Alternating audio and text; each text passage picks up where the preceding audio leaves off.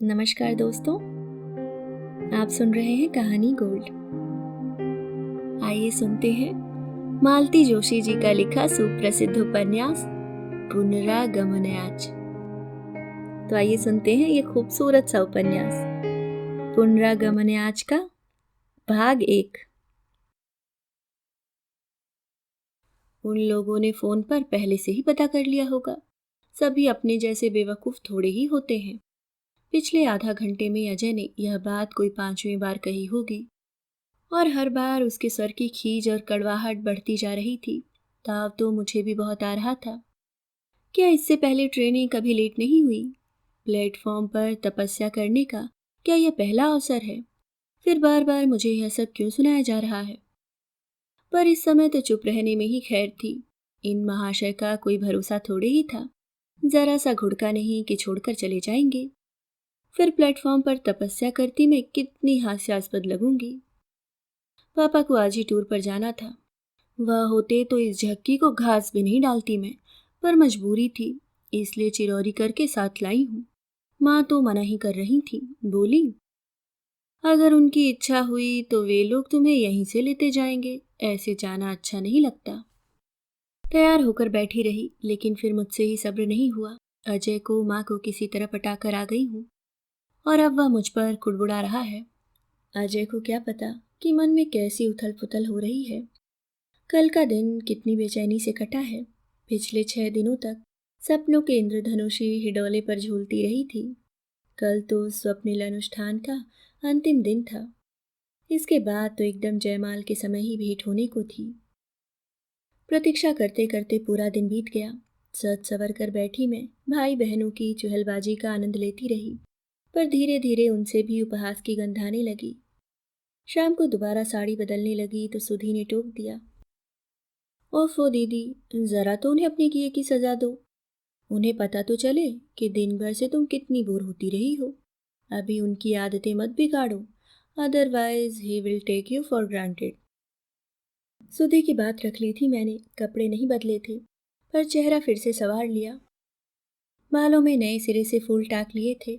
सुधी तो पागल है, भला रूठने मनाने के लिए अब समय ही कहाँ रहा। आज की शाम भर तो है, मान मनोवल के लिए तो जिंदगी पड़ी है। और जैसा कि सुधी कहती है, घर में एक परमानेंट कोप भवन बनवा लूंगी। पर आज नहीं, आज तो उनका स्वागत मुस्कुरा कर ही करना है, क्योंकि यही तो विदा की शाम भी है। पर कहाँ, मुस्कानों के वे दीप जलकर चुप भी गए, पर उन्हें नहीं आना था सो नहीं ही आए। तभी तो बेशर्म बनकर स्टेशन पर आना पड़ा। उन्हें एक झलक देखना था। अपने सारे उलाहने, अपना सारा प्यार आंखों ही आंखों में उन पर उड़ेलना था। उस एक क्षण के लिए मैं राधा भी थी और मीरा भी। ट्रेन आने में बस 5 मिनट रह गए होंगे जब उन लोगों की कार आती दिखाई दी। हम लोग गेट के पास ही खड़े थे। उन लोगों के आते ही अपने प्लेटफॉर्म टिकट मुट्ठी में दबाए हम लोग उनके पीछे पीछे चल पड़े। प्लेटफॉर्म पर भीड़ का एक सैलाब सा एकदम उमड़ पड़ा था। सभी बदहवास से दौड़ पड़े। शायद ट्रेन के आने का संकेत हो गया था। अपनी बाहों का घेरा बनाकर मम्मी जी मुझे उस धक्का पेल से बचाए हुई थीं। मुझे मालूम था घर जाकर अजय उनकी सदा का खूब मजाक उड़ाने वाला है, पर मेरा ध्यान अजय की ओर नहीं था। मेरी आंखें जिन्हें खोज रही थीं, वह अपनी एक झलक दिखाकर भीड़ में खो गए। मेरा मन उनके पीछे दौड़ गया था, पर तन मम्मी जी की स्नेहिल बाहों में कैद था। वह मुझे लेकर एक ओर खड़ी हो गई। ट्रेन आने पर जब सब लोग कंपार्टमेंट तक पहुंच गए थे, तभी वह वहां से हिली, पर श्रीमान जी का वहां भी पता नहीं था। भैया कहाँ गए रे दिलीप? मम्मी जी ने पूछा। शायद बुक स्टॉल पर गए हैं। क्या तुम लोग उसके लिए किताब नहीं ला सकते थे? एक तो घर से जल्दी निकलने नहीं दिया, अब किताब ढूंढने चले हैं। अजय जाओ तो अपनी दीदी को बुक स्टॉल दिखा लाओ। अजय शायद उनकी बात नहीं टालता, पर मेरा ही मन नहीं हुआ। अगर उन्हें उत्सुकता नहीं है तो मेरी ही क्या अटकी पड़ी है। दूसरे क्षण सोचा शायद मेरे लिए यह संकेत हो, पर इस ऊहापोह में ही ट्रेन ने हॉर्न दे दिया। उस भयानक आवाज को सीटी कैसे कहूं। वह भागते हुए आए, मम्मी डैडी के पैर छुए, शैलदा से गले मिले, दिलीप नीतू की पीठ थपथपाई, अजय से हाथ मिलाया और चलती ट्रेन में चढ़ गए। उनके लिए मैं जैसे वहां थी ही नहीं। कोई चौथा पत्र फाड़कर मैं फिर हाथ पर हाथ धरे बैठी हुई थी। मन में हजारों बातें थीं, पर कागज पर आते ही सब कुछ अर्थहीन हुआ जा रहा था। कोई लिखे भी तो कैसे और किसे लिखे? अभी 10 दिन पहले तक जिसका नाम भर सुना था, वही व्यक्ति सप्ताह भर में कितना अपना हो गया था, जैसे युगों युगों की पहचान हो। और फिर वही आज शाम प्लेटफॉर्म पर कितना अजनबी बन गया। अजीब असमंजस था। ए दीदी, सुधी ने मुझे चौंका दिया। सो जाओ अब, सुबह जरा तरोताजा होकर लिखना। इस स्पीड से कागज फाड़ती रही तो नेपा मिल्स को स्पेशल टेंडर भेजना पड़ेगा। तुम क्या अब तक जाग रही हो? तुम्हारी खटर पटर सोने दे तब ना। चुपचाप कागज कलम समेट कर अपने बिस्तर पर जाकर लेट रही। छी, क्या घर है! अपना कहने को एक कमरा भी नहीं है कि कोई आज़ादी के साथ लिख पढ़ सके। अच्छा हुआ जो यह बात सुधी के कानों तक नहीं पहुंची, नहीं तो फौरन कहती, थोड़े दिन और सब्र कर लो रानी जी, फिर कमरा तो क्या पूरा सूट आपके नाम होगा। और मद्रास में तो पूरा का पूरा फ्लैट। वह दोस्त अब भी चुप थोड़े ही थी, कह रही थी, यह खराब बात है दीदी। भला आप उन्हें खत क्यों लिखेंगी? पहले वहां से आने दीजिए, भाई कायदा तो यही कहता है। वह और भी कुछ कुछ बकती रही, पर मैं नींद का स्वांग भरे चुपचाप लेटी रही। पता नहीं क्यों आज उसकी छेड़खानी अच्छी नहीं लग रही थी। 5-6 दिन उत्सुक प्रतीक्षा में बीत गए। कॉलेज से जब भी लौटती सबकी नज़र बचाकर पहले लेटर बॉक्स खोलकर देखती, फिर भी दोनों शैतान मेरी चोरी पकड़ ही लेते। अजय चिढ़ाता, श्रीमान जी को ठिकाने पर पहुंचने तो दो पहले। सुधी कहती, समुद्री यात्रा में हर पड़ाव पर डाक की सुविधा होती है। दीपक जी चाहें तो हर स्टेशन से एक लेटर पोस्ट कर सकते हैं। अजय कहता, बेचारों के पास अपना पता भी तो नहीं है, क्या मम्मी जी के केयर ऑफ भेजेंगे? जानती थी वे लोग मेरी खिंचाई कर रहे हैं, फिर भी एक बार बेवकूफ़ों की तरह मैंने सांत्वना के घर से वहां फ़ोन लगाया भी। उधर से डैडी की धीर गंभीर आवाज़ सुनते ही सकपकाकर रिसीवर रख दिया। रॉन्ग नंबर कहने भर का भी साहस नहीं रहा। बाद में पछतावा भी हुआ। दिनेश को फ़ोन पर बुलाकर उनका पता ही पूछ लेती। इतने दिन उनके साथ घूमती रही, पर उन स्वर्गीय क्षणों में पता पूछने जैसी साधारण बात का ध्यान ही न आया। उन्हीं दिनों कॉलेज ने राजस्थान का 8 दिन का एक टूर आयोजित किया। कॉलेज का टूर तो हर साल जाता था, पर माँ कभी अनुमति नहीं देती थी। केरवा डैम भी जाना होता था तो उन्हें 10 बार मनाना पड़ता था। इस बार मुझे कोई उत्सुकता भी नहीं थी, पर इस बार माँ अचानक उदार हो उठी।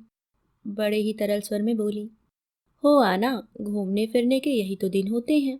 एक बार गृहस्थी में घिर जाएगी तो यह सुख पराया हो जाएगा। एक तरह से ठेल ठाल कर ही उन्होंने मुझे टूर पर भेजा। माँ की अस्वीकृति का ठोस बहाना निरस्त हो जाने के बाद फिर तो सहेलियों ने भी पीछा नहीं छोड़ा। सुधी ने बार बार आश्वस्त किया कि पत्र आएगा या आएंगे तो वह संभाल कर रखेगी और ईमानदारी से मुझे सौंप देगी। सारे आश्वासनों के बावजूद मन पूरे वक्त उधर ही लगा रहा। सबका मजा किरकिरा करने के लिए सखियों ने जब कोसना शुरू किया, तब किसी तरह मैं अपने को समझा बुझाकर उनमें लौट सकी। फिर दर्शनीय स्थलों को देखते हुए मेरा मन चोरी चोरी हनीमून का कार्यक्रम बनाता रहा। खासकर मुझे उदयपुर बहुत ही भाया, जयपुर से भी ज्यादा। पैलेस होटल का एक कमरा मैंने मन ही मन बुक भी कर दिया। सफर का गर्द गुबार और थकान ओढ़े जब मैं बस से उतरी, तब मन दौड़कर आगे पहुंच गया था और सुधी से चिरौरी कर रहा था। पर घर में पांव देते ही लगा जैसे भीतर का सन्नाटा मुझे ले लेगा। अजय शरीफ लड़कों की तरह बाहर आया और मेरा सामान उठाकर अंदर ले गया। सुधी किसी आज्ञाकारिणी बहन की तरह उठी और मेरे लिए चाय बना लाई। माँ ने पलंग पर लेटे लेटे ही पूछा, खाना खाएगी? सबका ऐसा निरादर भाव देखकर घर लौटने का उत्साह ही जैसे निचुड़ गया। रोज कॉलेज से भी लौटती तो ढेर सारी बातें मेरे पास कहने को होती। इस समय तो पूरा खजाना था, पर वह जैसे पल भर में रीत गया।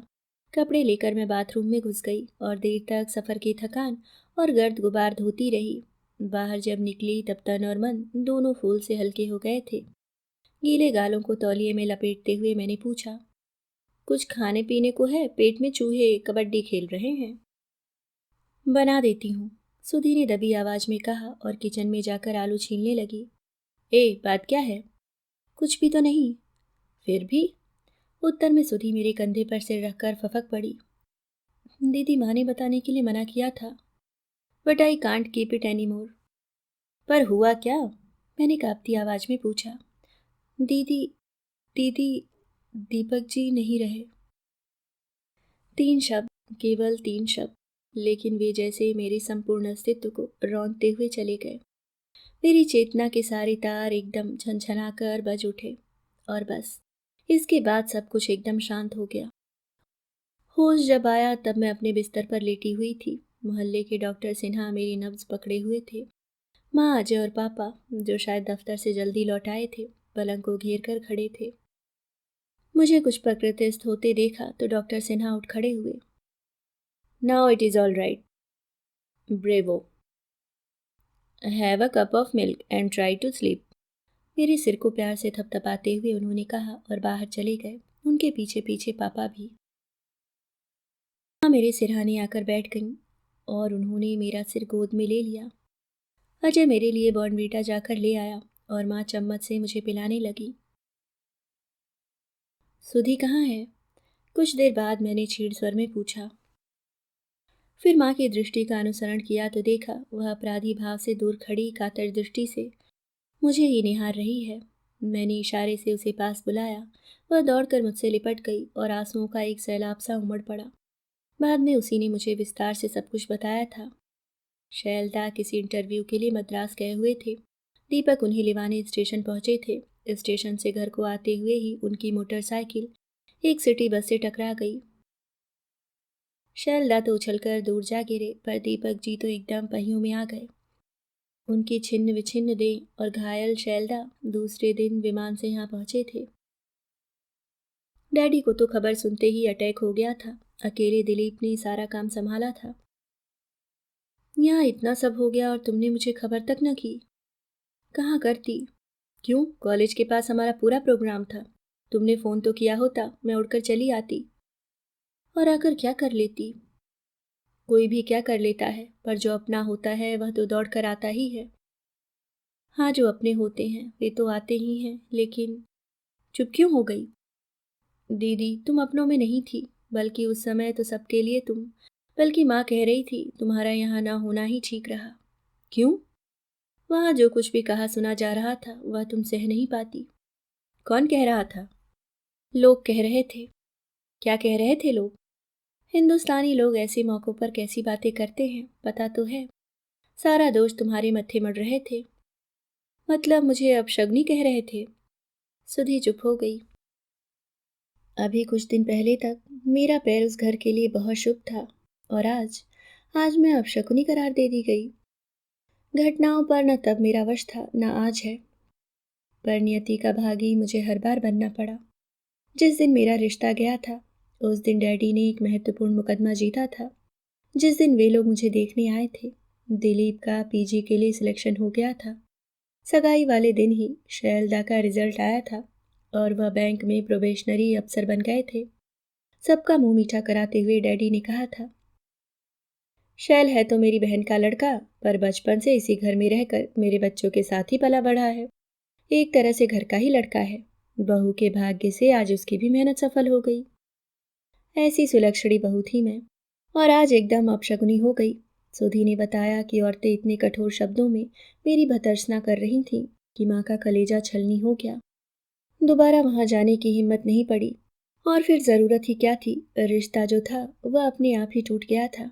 कितनी आसानी से सबने इस कटु सत्य को स्वीकार कर लिया था। मैं भी उतनी आसानी से सब कुछ भूल पाती, मन के कागज को फिर से कोरा कर लेती।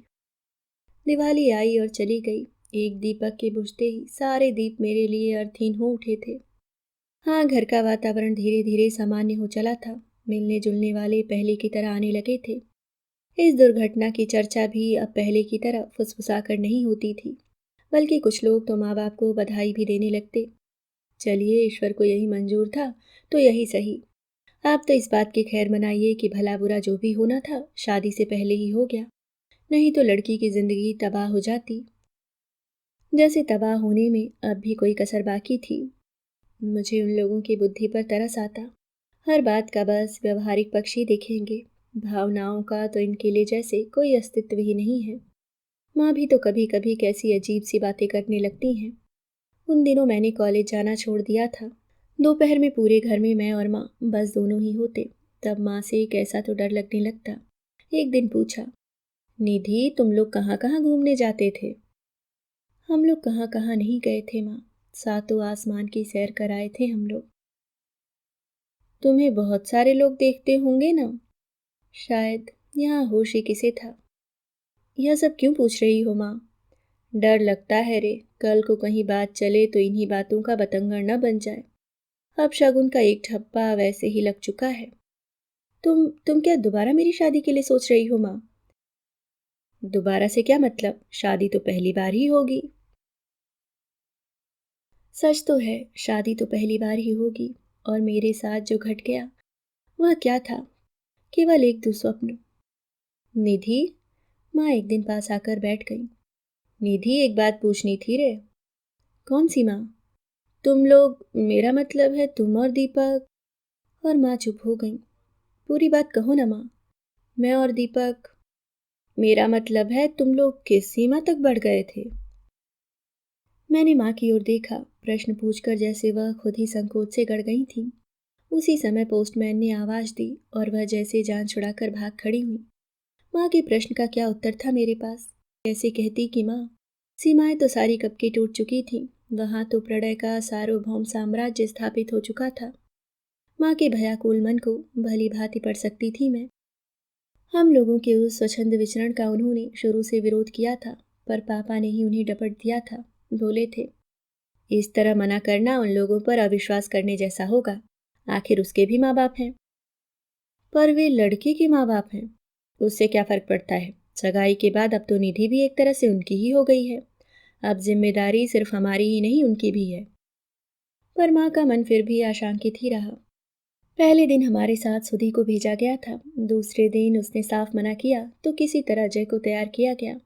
लेकिन पापा ने ही एक अध्यादेश जारी कर दिया। उस सारी व्यवस्था को निरस्त कर दिया। बोले, लड़का 2 साल विदेश रहकर आया है, यहाँ भी खुले वातावरण में पला है। तुम्हारी दकियानूसी से बिफर गया तो सारे किए कराए पर पानी फिर जाएगा। उस दिन हम लोग अकेले ही गए थे। घूम घाम कर लौटे तो रात के 11 बज रहे थे। तब पापा ने बड़े प्यार से दीपक को समझाया था, देखो बेटे, शहर का माहौल कुछ ठीक नहीं है। तुम लोग देर तक बाहर रहते हो तो निधि की माँ को टेंशन हो जाता है। You know, she is very nervous by nature. मुझे लेकर माँ उन दिनों तनाव में जी रही थी। अब उस हादसे के बाद वह फिर तनाव से घिर गई थी। कई काल्पनिक भय उन्हें घेर कर बैठ गए थे। दिन भर वह मेरे इर्द गिर्द मंडराती रहती, कुरेद कुरेद कर ऊटपटांग प्रश्न पूछती रहती। उनकी ममता एक संभावित खतरे से आतंकित थी, इसलिए छटपटा रही थी।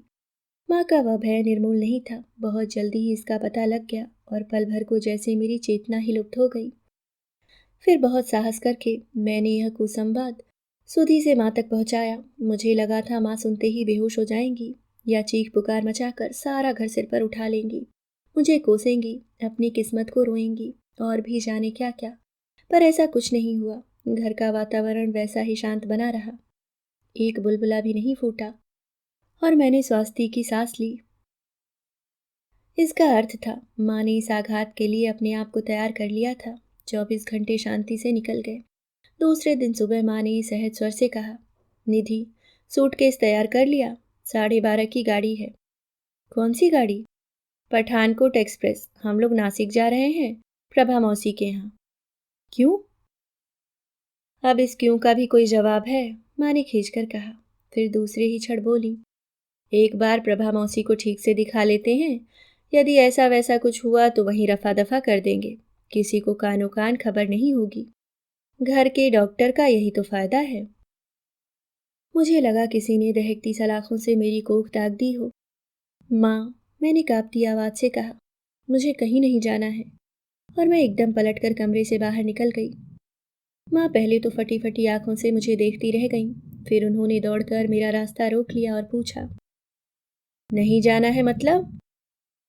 मतलब क्या होगा, बस नहीं जाना है।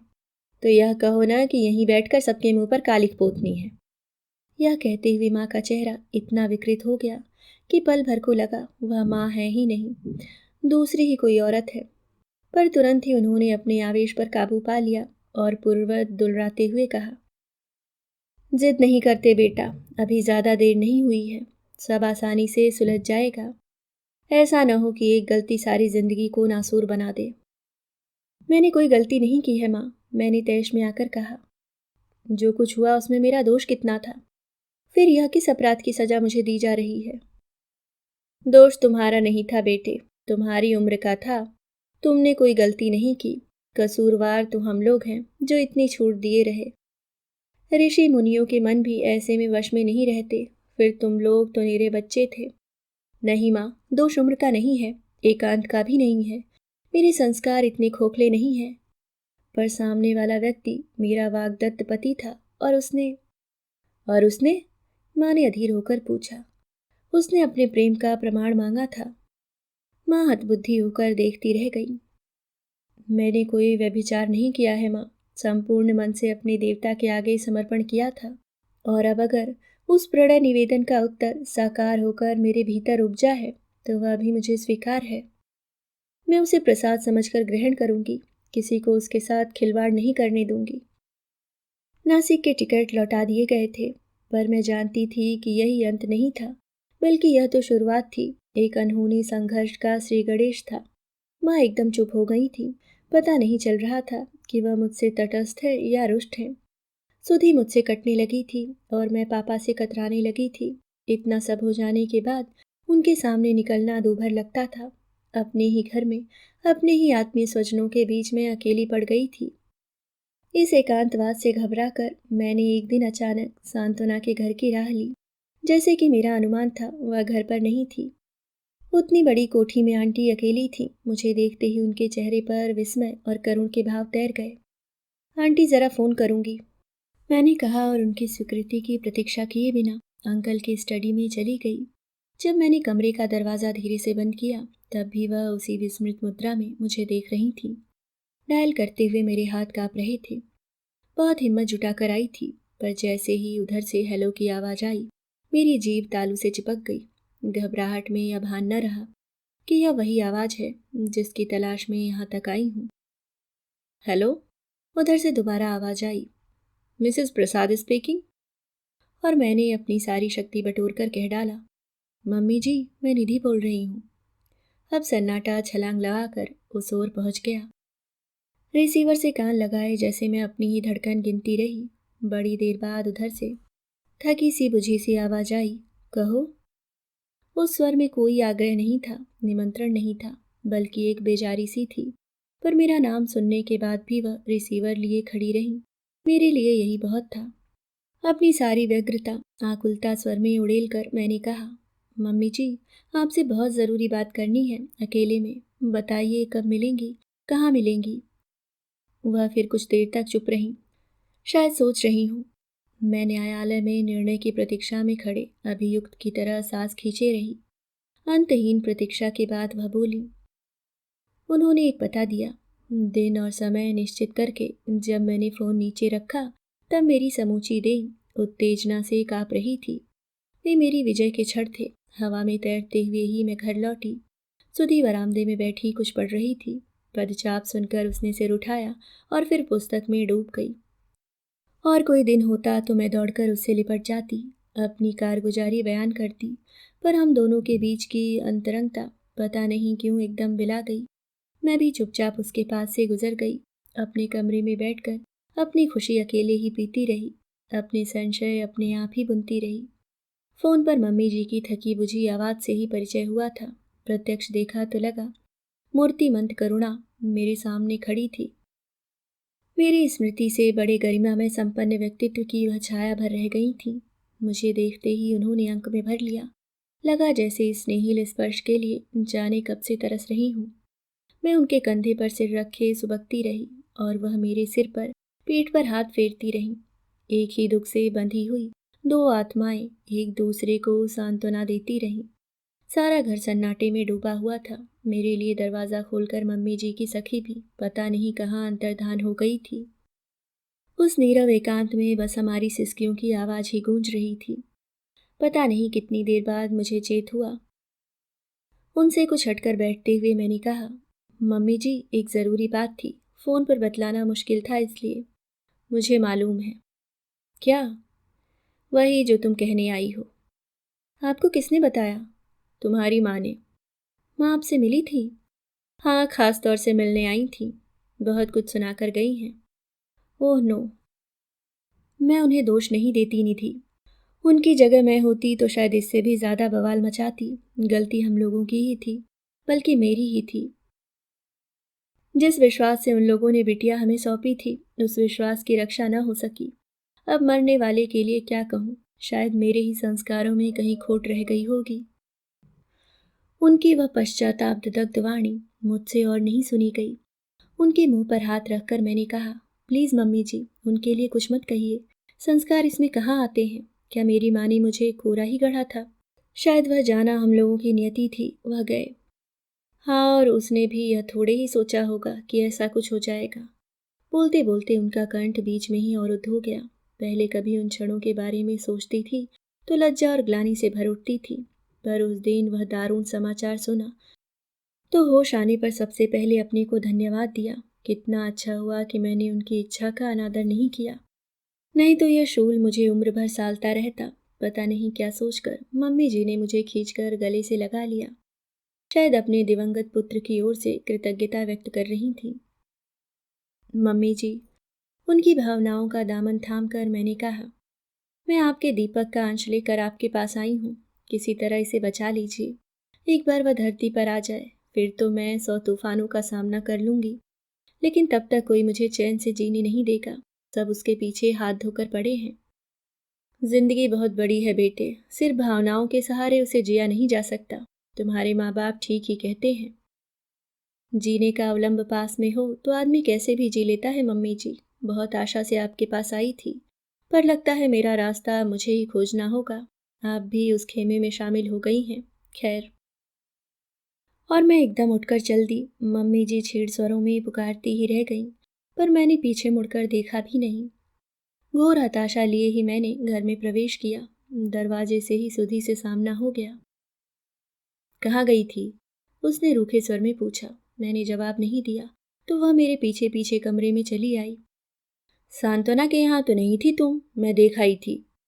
जब मैं वहां गई ही नहीं तो होती कैसे? तुम्हारा जाना बेकार था। कम से कम बताकर तो जाया करो। हमें बेवकूफ़ों की तरह इधर उधर दौड़ाया जाता है। मोहल्ले में एक तमाशा सा हो जाता है, उसने कसैले स्वर में कहा। लेकिन जरा सी देर में इतनी भाग दौड़ करने की जरूरत ही क्या थी? माँ से पूछो, उन्हें तो जरा सी देर में कुएं बावड़ी का शक होने लगता है। मैं एकदम माँ के सामने जाकर खड़ी हो गई। इच्छा हुई पूछूं, माँ तुम सचमुच घबरा गई थी क्या? क्या तुम सचमुच मेरे लिए मम्मी जी से लड़ाई थी? माँ ने एक बार नजर भर कर मुझे देख लिया और फिर अपने काम में जुट गई। उनका चेहरा वैसा ही कठोर सपाट बना रहा। मैं नितांत असहाय अकेली बनी उन्हें देखती रही। माँ ने एक बार नजर भर कर मुझे देख लिया और फिर अपने काम में जुट गई। उनका चेहरा वैसा ही कठोर सपाट बना रहा। मैं नितांत असहाय अकेली बनी उन्हें देखती रही। दीदी कोई आया है, सुधी ने आकर बताया। कौन है? अब आप ही जाकर देख लीजिए ना, उसने बेजारी से कहा तो उठना ही पड़ा। पर्दे की आड़ से झाँक कर देखा तो दिलीप थे।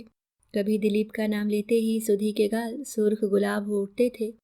सगाई के दिन अपने पराए सभी ने पापा से कहा, अब सुधी के लिए और कहाँ भटकेंगे आप, एक ही मंडप में एक ही घर में दोनों को ब्याह दीजिए।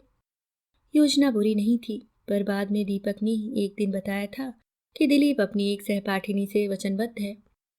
अभी घर पर बताया नहीं है, ठीक समय की प्रतीक्षा कर रहा है।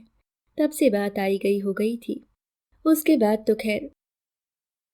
दिलीप मेज पर रखी पत्रिकाएं उलट पुलट कर रहे थे। मेरी आहट पाते ही चौंके, खड़े होकर नमस्ते सी की और फिर बैठ गए। एक लंबा मौन हम दोनों के बीच पसर गया। बड़ी देर बाद उन्हें स्वर मिला, कैसी हैं? अच्छी हूँ। फिर वही चुप्पी। वह बेमतलब कुर्सी पर आसन बदलते रहे। मैं कालीन का डिज़ाइन देखती रही। उन्होंने ही फिर साहस किया, एक ज़रूरी बात करनी थी। क्या कहीं थोड़ी सी प्राइवेसी मिल सकेगी? मेरा मतलब है। छत पर चलिए, मैंने कहा और एकदम उठकर चल दी। पर्दे से झांकती आंखों का और दीवार से लगे कानों का उनकी तरह मुझे भी एहसास हो गया था। छत पर एकदम एकांत था, गुनगुनी धूप थी। एक छोटी सी खटिया पड़ी थी जिस पर लेटकर माँ कभी कभी धूप सेक लिया करती थी। उनके लिए वह खटिया बिछाकर मैं मुंडेर पर बैठ गई। कहिए, मैंने कहा। पता नहीं क्यों छत पर आते ही मेरा सारा संकोच तिरोहित हो गया था। अब तो बल्कि दिलीप जी अपने असमंजस से उबरने का प्रयास कर रहे थे। मेरी प्रश्नार्थक दृष्टि की चुभन को वह अधिक देर तक सहन नहीं कर पाए। बेवजह गला साफ करते हुए बोले, समझ में नहीं आ रहा, बात कहाँ से शुरू करूं? आप तो निसंकोच कह डालिए, मैंने आश्वस्त करते हुए कहा। आप तो जानती हैं मैं डॉक्टर हूं, उन्होंने कहना प्रारंभ किया। इस तरह के केसेस तो रोज ही देखने सुनने में आते हैं, पर जब कोई अपना ही इन्वॉल्व होता है। आभारी हूं कि आपने हमें अपना समझा। मेरी इस बात से वह एकदम अप्रतिभ हो उठे। फिर दूसरे ही क्षण एकदम तनकर बैठ गए। सोच लिया होगा कि इस तरह की ढीली ढाली मुद्रा से अब काम नहीं चलेगा। जैसे मुझे जताते हुए से बोले, देखिए, आज यहाँ मैं सिर्फ डॉक्टर की हैसियत से आया हूँ। सुना था आप परेशानी में हैं, इसलिए बताने आया था कि एक दो नर्सिंग होम्स मेरी जानकारी में हैं। वहाँ फीस भी माकूल लगेगी और प्राइवेसी का भी पूरा ध्यान रखा जाएगा। आप लोग पसंद करेंगे तो मैं खुद आपके साथ चला चलूँगा। क्या आप अपनी माँ के दूध बनकर आए हैं? मैंने पूछा। जी नहीं, मैं सिर्फ अपनी जिम्मेदारी पर ही आया हूँ। तो फिर मेरी बात सुन लीजिए, न मैं किसी परेशानी में हूँ, न मुझे उससे छुटकारा पाने की व्यग्रता है। वह कुछ कहने को हुए तो मैंने इशारे से उन्हें चुप करते हुए कहा, देखिए, आप एक डॉक्टर हैं, इसलिए मनुष्य के शरीर को भीतर बाहर से जान लेते हैं, पर उससे भी अंदर होता है एक मन। उसकी था आप लोगों को कभी नहीं मिल सकती। आप नहीं जानते कि औरत किस्तों में प्यार नहीं करती, अपने को जब भी देती है संपूर्ण रूप से देती है। मैंने भी केवल तन नहीं दिया, मन भी दिया है। मैंने कोई पाप नहीं किया, व्यभिचार नहीं किया, केवल प्यार किया है। उसके परिणाम को सहने की क्षमता मुझ में है। तुम्हारे स्वर्गवासी भाई का उपहार समझकर ही मैंने उसे स्वीकार किया है। मेरी इस लंबे वाक्य के बाद दिलीप कुछ क्षण चुप रहे, फिर बोले, निधि जी, डायलॉग तो आपने बहुत अच्छे दिए हैं, किसी नाटक या उपन्यास में बहुत अच्छी तरह फिट हो सकते हैं, पर जिंदगी नाटक या उपन्यास नहीं है, एक कड़वी सच्चाई है। आप जानती हैं आप किस भावुकता को, जिद को सच्चाई का जामा पहनाने के लिए एक निरीह प्राणी की बलि दी जा रही है। किसकी? आपकी? नहीं, इतनी बड़ी बात मुझसे कहने की जरूरत मम्मी नहीं कर सकती। उन्होंने तो वही तीर फेंका है जहां से वह जानती थी कि तीर खाली लौटकर नहीं आएगा। मतलब? मतलब उन्होंने शैलदा से अनुरोध किया है कि वह आपके होने वाले बच्चे को अपना नाम दे। हाय, मम्मी जी ने मेरे लिए इतनी। आप तो जानती हैं इस हादसे से मम्मी थोड़ा संतुलन खो बैठी हैं। आपकी इस खबर से उनका रहा सहा विवेक भी जाता रहा है। अब तो उन्हें दीपक के बच्चे का मुंह देखने की धुन सवार हो गई है। आप दोनों मिलकर एक गरीब आदमी की जिंदगी तबाह करने पर तुली हुई हैं। तो आप इतना परेशान क्यों हो रहे हैं? शैलदा मना भी तो कर सकते हैं। यही तो मुसीबत है, वह मना नहीं कर सकते। मम्मी के एहसानों से इतना दबे हुए हैं कि कभी उनके सामने सिर उठाकर कुछ कहने का साहस उनमें नहीं है। मम्मी यह बात अच्छी तरह जानती हैं कि एक बार मैं या दिनेश उनकी बात टाल सकते हैं, पर शैलदा यह हिम्मत कभी नहीं करेंगे। फिर उनके मन में यह अपराध बोध भी है कि उस दिन उनकी आंखों के सामने ही मौत झपट्टा मारकर भैया को ले गई और वह कुछ नहीं कर सके। क्या कोई कुछ कर सकता था? ठीक कह रही हैं आप, लेकिन जहां सभी लोग तर्क और विवेक को ताक पर धरे बैठे हों, वहां बात करना ही व्यर्थ है। उनके घर पर और लोग भी तो होंगे, वे मान जाएंगे। घर पर कौन है? मेरी बुआ भर हैं, ये दो बहनें हैं जिनकी शादी होनी है।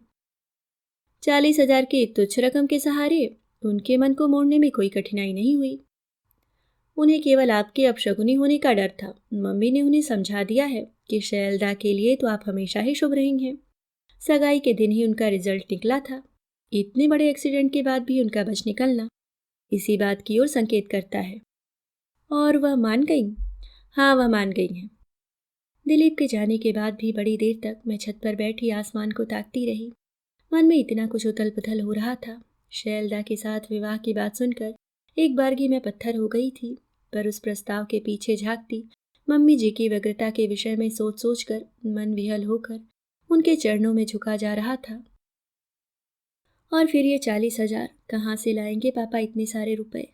जब दीपक का रिश्ता किसी ने सुझाया था तभी पापा ने कानों पर हाथ रख लिए थे। ना बाबा, उतने बड़े घर की सीढ़ी चढ़ने के सामर्थ्य मुझ में नहीं है।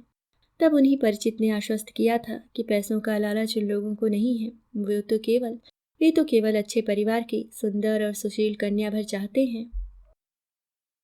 उन्होंने गलत नहीं कहा था, पर विधाता को ही शायद यह मंजूर नहीं था कि सब कुछ इतनी आसानी से निपट जाए। तभी तो नीचे से माँ ने खाने के लिए आवाज़ दी, तब जाकर मेरी तंद्रा टूटी।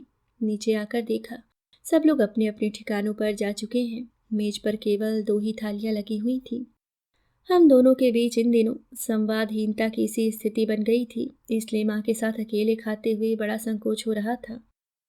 माँ, 2-4 कौर किसी तरह पानी की घूंट के साथ नीचे उतारने के बाद मैंने बात शुरू की। माँ, 40,000 रुपयों में मेरी आत्मा का सौदा तय करने से कम मुझे पूछ तो लेते आप लोग। माँ ने एक बार आंख उठाकर मुझे देखा और फिर उसी निर्लिप्त भाव से दाल चावल मिलाने लगी। माँ, मैं इस तरह अपनी अस्मिता का गला नहीं घोट सकती। आत्मघात के इससे कई अच्छे तरीके मेरे सामने थे और हैं। तो मर जाओ ना, जीते जी हमें मारने पर क्यों तुली हो? माँ एकदम गरजी। मैं हतबुद्धि सी उन्हें देखती रह गई। उनका चेहरा तमतमाया हुआ था, आंखों से आग बरस रही थी, नथुने फूले हुए थे। अपनी स्नेहमयी माँ का यह विकराल रूप देखकर मैं तो एक बारगी सहम ही गई। बात क्या करती, उनकी ओर देखने का भी मुझे साहस नहीं रहा। यह नहीं करेंगे, वह नहीं करेंगे, आखिर क्या करोगी यह तो बताओ। तुम्हारी इस अनोखी जिद के लिए हम सब कुएं में कूद जाएं या फांसी लगा लें? कभी यह भी सोचा होता कि एक बहन और भी है घर में, कल को उसकी भी शादी होनी है। हम कौन सा मुंह लेकर लड़के वालों के दरवाजे जाएंगे, बताओ तो। उस बमबारी को सिर झुकाकर सह लिया मैंने। ठीक तो था, अपनी खुशी के लिए मैं सुधी के जीवन के साथ खिलवाड़ नहीं कर सकती थी।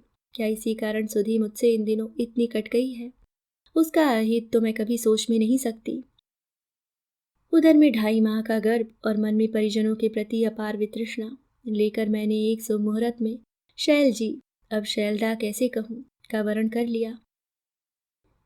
नव परिणीत पति की सन्निकट उपस्थिति से उदासीन मैं निर्लिप्त भाव से बात के विधि विधान करती गई। सपाट स्वर में विवाह मंत्रों का अनुच्चार करती रही, पर उन मंत्रों ने मुझे कहीं से भी नहीं छुआ। मन जैसे पथरा गया था। लोगों से सुना कि समारोह बड़ा शानदार रहा। इस विवाह में दोनों पक्षों ने जिस सूझबूझ और समझदारी का परिचय दिया, उसकी भी बहुत प्रशंसा हुई। मैंने सारी चर्चा को इतने तटस्थ भाव से सुना जैसे कि वह किसी और के विवाह का प्रसंग हो। विदा के बाद मुझे सीधे शैल जी के गांव ले जाया गया। वहां मामी जी, अब अम्मा जी नहीं कह सकती ना, ने ही मेरा परिछन किया। वही मुझे अंक में भरकर भीतर लिवा ले गईं। औरतों के उस हुजूम में केवल 2 चेहरे ही पहचाने से लग रहे थे, रमा और उमा के। उस बार सगाई के समय ये दोनों मेरे पास ही मंडराती रही थीं, पर इस बार दूर से ही टुकुर टुकुर ताकती रह गईं। द्वार छिकाई की भी बस एक रस्म भर हुई, न हंसी न ठट्ठा, न मान न मनुहार।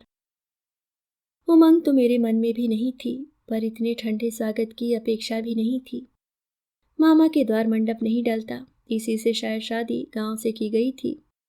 सारे कुलाचार संपन्न होते ही हम लोग दूसरे दिन मामा जी लोगों के साथ शहर आ गए। मुझे अपने कमरे में पहुंचाते हुए मामी जी ने कहा, निधि, इब्राहिम से कह देती हूँ गाड़ी अभी गैराज में ना रखे। तुम्हें अपने घर से कुछ सामान लाना हो तो ले आओ। माँ से भी मिल लेना। फिर तुम लोगों को कल जाना भी है। कहाँ जाना है? गोवा हनीमून पर, उन्होंने कहा और एकदम मुंह फेर कर चली गई। समझ गई कि हनीमून की कल्पना से वह ज़्यादा खुश नहीं है। खुश तो खैर माँ भी नहीं हुई। बोली, इतना दूर जाने की क्या ज़रूरत है रे, मुझे तो बड़ा डर लग रहा है। मैं हंस पड़ी। कहाँ तुम लोग भी अजीब हो माँ, जब सचमुच डरना चाहिए था तब तो निश्चिंत बने बैठे रहे, और जब मैं अपने ब्याहता पति के साथ जा रही हूँ तब तुम्हें चिंता हो रही है। वो बात नहीं है रे, लेकिन कैसे कैसे कुछ से सुन रही हूँ आजकल, सोच के ही दिल कांप उठता है। माँ, तुम लोगों ने बड़ी गलती की। कैसी? पूरे 40 के 40,000 एक मुश्त थमा दिए, यह ठीक नहीं रहा। आधी रकम रोक लेनी थी। उससे क्या होता? उससे मेरी सुरक्षा की गारंटी तो हो जाती। अपन वर पक्ष को जता देते कि अभी बाकी रकम दुल्हन की हनीमून से सकुशल वापसी के बाद मिलेगी। बस फिर तुम्हारी चिंता अपने आप दूर हो जाती, वह किसी और के सिर पर सवार हो जाती। माँ फिर कुछ नहीं बोली। समझ गई कि मैं हर बात का मखौल उड़ाने पर तुली हुई हूँ। माँ का इस तरह भावुक होना, माँ का इस तरह भयाकुल होना उनकी असीम वात्सल्य का द्योतक था। कभी यह मुझे गदगद कर देता था, पर आज तो मैं एकदम स्थित प्रज्ञ हो गई थी। सुनिए, आधी रात को मैंने ही मौन के उस घनीभूत कोहरे को भेदने का प्रयास किया। वह एक लंबी सी आराम कुर्सी पर अधलेटे से कुछ पढ़ रहे थे। मेरी पहली आवाज़ तो उनके कानों तक पहुंची ही नहीं। दूसरी बार उन्होंने आंख उठाकर मेरी ओर देखा। मुझे आपसे माफ़ी मांगनी है। किस बात की? मेरी वजह से आपको यह अनचाहा संबंध स्वीकार करना पड़ा। वह अपनी जगह से उठे। पुस्तक तिपाई पर रखकर वह उसी सजे सवरे पलंग के एक किनारे जाकर बैठ गए। चतुर प्रबंधकों ने हमारे प्रथम मिलन यामिनी को खुशगवार बनाने का सुंदर प्रबंध किया हुआ था। निधि, उन्होंने गंभीर स्वर में कहा, बोझ अनचाहा हो सकता है, पर इसे मैंने जिसकी वजह से स्वीकार किया वह तुम नहीं हो, इसलिए तुम्हें परेशान होने की जरूरत नहीं है। किसी का कर्ज था मुझ पर, और उससे उबरने के लिए यह संबंध जरूरी हो गया। तुम होती या कोई और, मुझे कोई फर्क नहीं पड़ता था। धक से रह गई मैं। पति के रूप में वह मेरे लिए अर्थहीन थे, पर मैं उनके लिए शर्त की एक धारा मात्र हूँ, यह मेरी कल्पना से परे था। अपमान से कानों तक लाल हो आई मैं। लगा कि वे सारे फूल, सारी दीपमालाएं मेरा उपहास कर रही हैं। निधि, वह उसी गुरु गंभीर स्वर में कहे जा रहे थे, बहुत सी बातें कहनी है तुमसे। वहां उतने लोगों के बीच शायद संभव नहीं होता, इसलिए तुम्हें यहाँ इतनी दूर ले आया हूँ। नहीं तो तुम जानती हो, हनीमून का कोई मतलब नहीं है अब। एक और चोट, हे भगवान, क्या मुझे अब इसी तरह किस्तों में मरना होगा? एक बार की यह सब कुछ समाप्त क्यों नहीं हो जाता? तुम तो जानती हो मेरे पिता नहीं हैं, उन्हें गुजरे एक अरसा हो गया। वह जब जीवित थे तब भी उन्होंने हम लोगों को कोई सुख नहीं दिया, बल्कि दुख ही दुख दिया। इतनी बड़ी जमीन जायदाद के अकेले मालिक थे। लक्ष्मी के साथ आने वाली हर अच्छी बुरी आदत के वह शिकार थे। उन्हीं के कारण धीरे धीरे सारी संपत्ति, यहाँ तक कि माँ के जेवर भी महाजन के यहाँ पहुँचते रहे। उनकी इन्हीं आदतों के कारण घर में दिन रात कलह मची रहती थी। जिस दिन मैंने 5वीं पास की थी, वह दिन आज भी मुझे अच्छी तरह याद है। मैं कक्षा में प्रथम आया था, अपना प्रोग्रेस बुक लेकर खुशी खुशी घर पहुंचा था, पर दरवाजे में पांव देते ही मेरी सारी खुशी हवा हो गई। डर के मारे खून तक जम गया। सारा घर ऐसा बिखरा पड़ा था जैसे भूचाल आ गया हो। पिता साक्षात काल बने कमरे के बीचों बीच खड़े वाही तबाही बक रहे थे। मुझे देखते ही उन्होंने मेरी प्रोग्रेस बुक झपट ली। पल भर में उसकी चिंदियां हवा में उड़ रही थीं और मैं असहाय बना देख रहा था। दूसरे ही क्षण उन्होंने ऐलान किया कि इसके बाद पढ़ाई खत्म, कोई काम धंधा ढूंढो और घर चलाओ। मैं 12 साल का नासमझ लड़का उनका यह आदेश सुनकर ही दहल गया। कौन देगा काम मुझे? क्या सचमुच होटल में जाकर कप प्लेटें ही धोनी होंगी, या स्टेशन पर बोझा उठाना होगा? जिस बात को लेकर इतना हंगामा मचा था, लाचार होकर माँ को वह माननी पड़ी। लड़कियों के कानों से सोने की बालियां निकालकर अम्मा ने उनके सामने फेंक दी। तब जाकर उनका रोष शांत हुआ। इस तरह सोने का वह आखिरी तार भी शराब की भेंट चढ़ने चला गया। उनके बाहर जाते ही अम्मा ने हम तीनों को साथ लिया, बस पकड़ी और मामा जी के यहाँ दरवाजे आकर खड़ी हो गई। मुझे जबरदस्ती मामी की गोद में बिठाकर बोली, भौजी, आज से तुम्हारे 4 लड़के हुए। प्यार से या मार से, जैसे चाहो इसे आदमी बना दो। लड़कियों को तो मैं भूखी प्यासी रहकर भी पाल लूंगी, पर लड़का अगर बिगड़ गया तो मेरा बुढ़ापा भी खराब हो जाएगा। मामा जी ने उन दिनों वकालत शुरू की थी। ऐसी खासी आमदनी भी नहीं थी, पर मामी ने इसे अतिरिक्त भार को खुशी खुशी स्वीकार किया। मुझे माँ का सा प्यार दुलार दिया, कभी अम्मा की याद नहीं आने दी, कभी मुझ में और अपने बच्चों में फर्क नहीं किया। बाहर वाले तो जानते ही नहीं थे कि मैं उनका बेटा नहीं हूँ। एक बच्चे के लिए जो स्वस्थ वातावरण चाहिए वह मुझे मिला। इसी से आज जो कुछ हूँ बन सका। दीपक की मृत्यु के बाद पता नहीं क्यों मैं उनसे कतराने लगा था। लगता था मैंने उनका अपमान, उनकी ममता का अपमान किया है। उन्होंने मुझे बेटे की तरह प्यार किया और मैंने उन्हें बेटे की लाश दी। इसी शर्म के मारे मैं अस्पताल से सीधा गांव चला गया था। वहीं वह एक दिन पहुंची, मुझे अंक में भरकर देर तक रोती रही। फिर अपनी ममता का वास्ता देकर बोली, शैल, बड़ी उलझन में फंस गई हूँ रे, क्या मेरी एक बात मानेगा? मैंने कहा, मामी तुम्हारे मुझ पर इतने उपकार हैं कि प्राण भी मांग लो तो मैं मना नहीं करूँगा। वह बोली, शैल मुझे प्राण नहीं चाहिए, तुम्हारा नाम चाहिए। क्या दीपक के बच्चे को तुम अपना नाम दे सकते हो? पल भर को कमरे में सन्नाटा छा गया, मेरी सांस तक रुक गई थी। कुछ क्षण बाद मैंने आंख उठाकर देखा, वह एकटक मुझे ही देख रहे थे। तो यह मेरी कहानी है, उन्होंने जैसे उपसंहार किया। बहुत अच्छी तरह शायद मैं नहीं कह पाया हूँ, फिर भी आशा है मेरे अनघड़ वक्तव्य को तुमने समझ लिया होगा। शादी चाहे तुम पर लादी गई हो या मुझ पर, इससे कोई फर्क नहीं पड़ता। अब इस रिश्ते को निभाना ही है, कम से कम कुछ दिनों तक तो यह नाटक करना ही है। यही सब कहने के लिए तुम्हें इतनी दूर लाया हूँ। तुम जैसा चाहोगी वैसा ही होगा, पर एक प्रार्थना है, मेरी दुखियारी माँ को यह कभी ना पता चले कि मैं जानबूझकर ठगा गया हूँ, बस इतना ही। 2 दिन बाद ही हम लोग वहाँ से लौट आए। मामा जी के विशाल कोठी के एक कमरे से हमने अपने पति पत्नी के रूप में जीवन यात्रा प्रारंभ की। अभी के लिए बस इतना ही। आगे की कहानी सुनिए भाग 2 व अंतिम भाग में। धन्यवाद।